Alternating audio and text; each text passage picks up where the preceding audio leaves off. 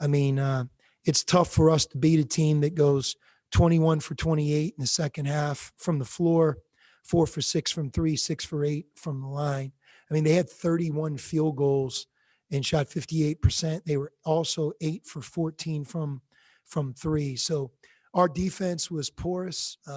There may have been times when we were in the right position and maybe they hit a tough, hard-earned shot. But for the most part, they got whatever they wanted. In the first half, it was our fouling. In the second half, when we needed the big stop or consecutive stops to really make this, a one-possession game or a game where we could win, we never could quite get that. And then simultaneously, Jamal and James have been very good for our team. It's not every game is going to go a player's way. But in the Pac-12, it's going to be hard for us to overcome 1 for 15 from our starting backcourt, 1 for 15 and 0 for 7 from three. The loss doesn't fall on their shoulders at all. It's just every team in the country starts a backcourt, a point guard and a two.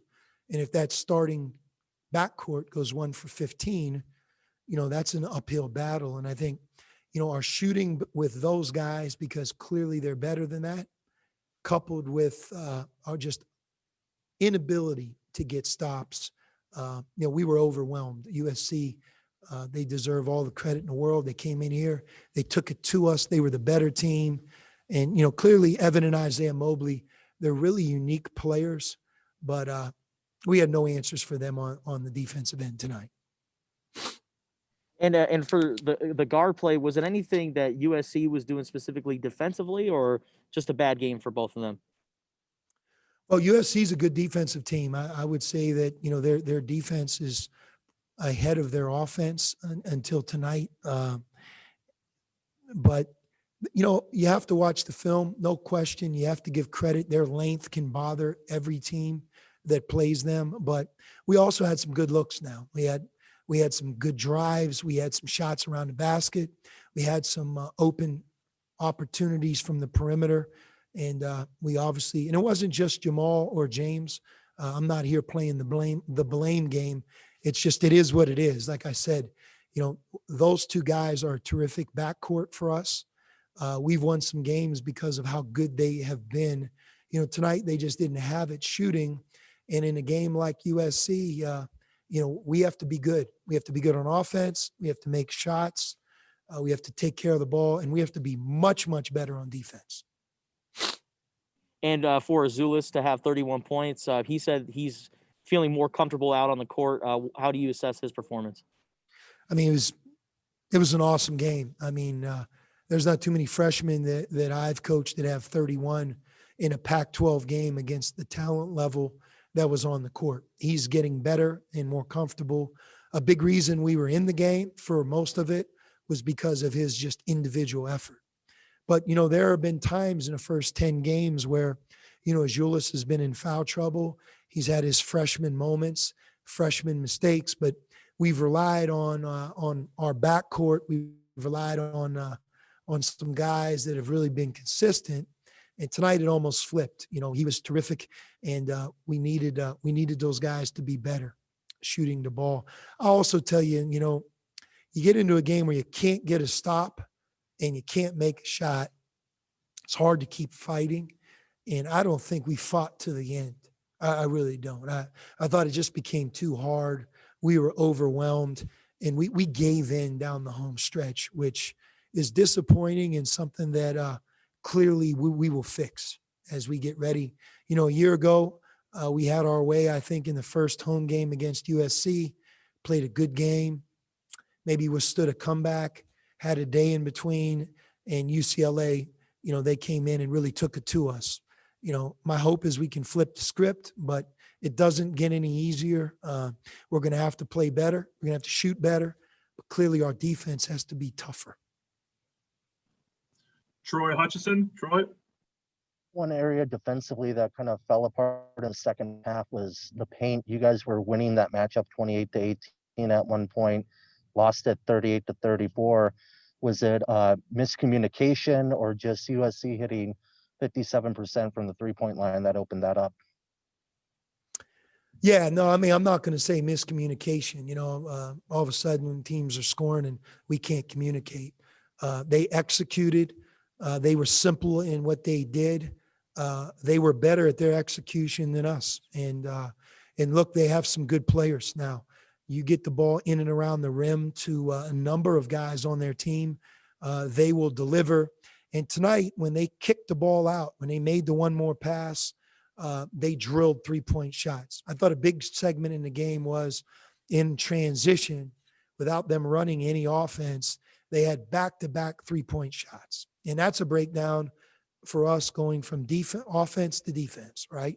You're on offense, the ball doesn't go in, or you have a turnover. You got to turn, point, sprint, fix it, and identify the ball, find shooters, and get back. That becomes more difficult as you keep missing shots. And I really thought that our missed shots started to affect us on the defensive side of the ball. It affected our energy. It affected our cohesiveness. And, basketball it's not a fun sport when you can't make a shot, and I thought we went through long stretches tonight where we had that, and we were playing against a team that was too good on offense for us to be able to overcome that.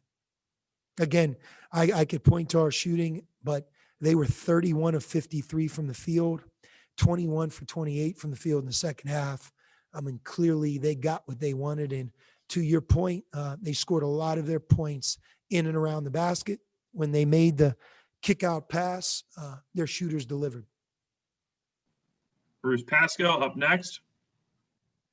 Don, you kind of answered it a little bit there, but I was just wondering, Azouoas also seemed really kind of bummed. I mean, the night he had, and yet, obviously not good for the team. I mean, how do you separate that as a coach? I mean, is it hard for you to kind of appreciate that and say, how far he's come maybe, because he was, you've been talking about how all the adjustments he's had to make, not only with the level of play, but the officiating, et cetera. I mean, how does that go in your mind? Yeah, no, Azouoas was terrific. I mean, I hope he can bounce from this game and play another great game. First of all, we need him, but clearly he has to be a candidate for the Pac-12 Rookie of the Week, Freshman of the Week. I mean, he had 31 points on a really good defensive team. As you guys have pointed out, USC is one of the top field goal defenses in the country. One of the most difficult defenses to score against in and around the basket. They have a lot of experience. They have a lot of changeover, but some of their transfers, Chavez Goodwin, Isaiah White, Drew Peterson, they give them a good blend of older players, kind of like Terrell Brown does for us.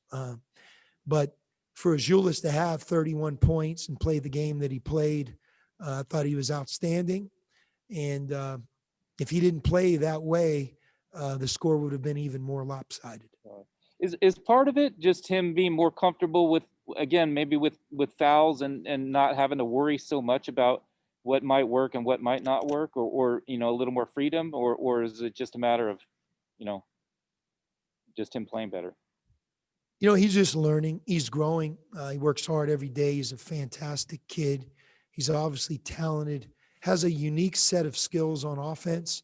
And I think everybody's starting to see the array of ways that he can score and kind of the uniqueness of his game. He's also a capable three-point shooter, and clearly the future for him, being able to continue to develop and be more comfortable from behind the line, that's a big deal.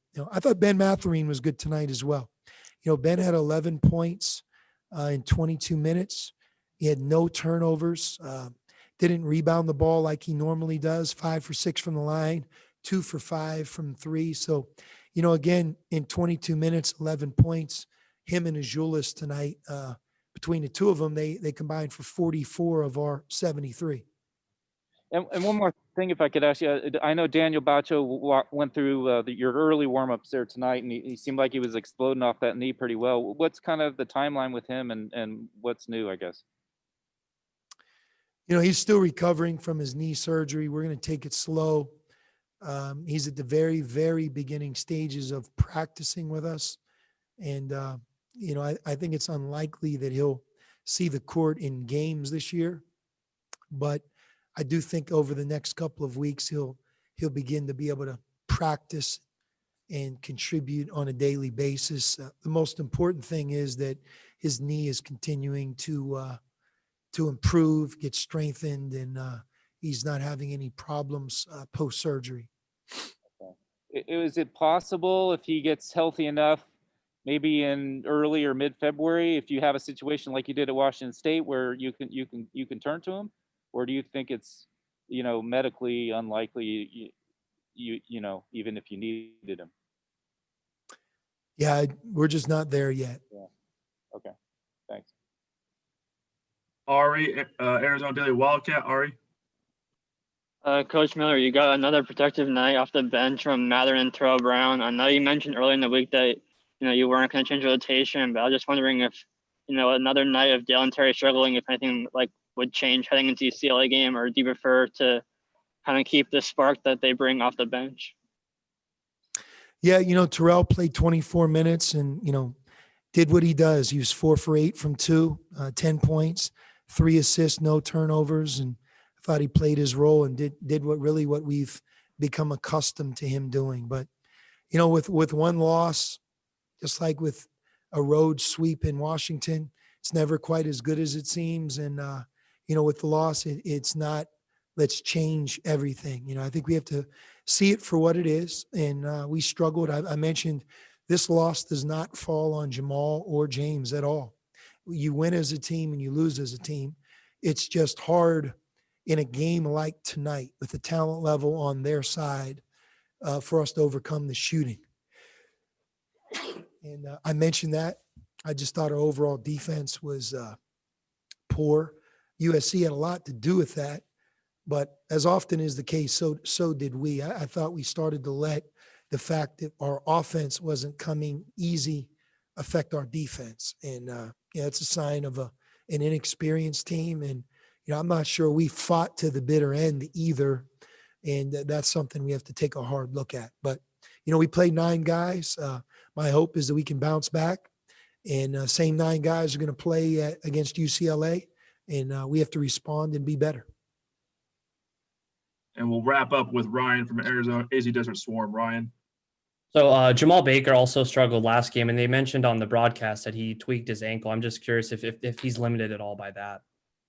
He could be limited.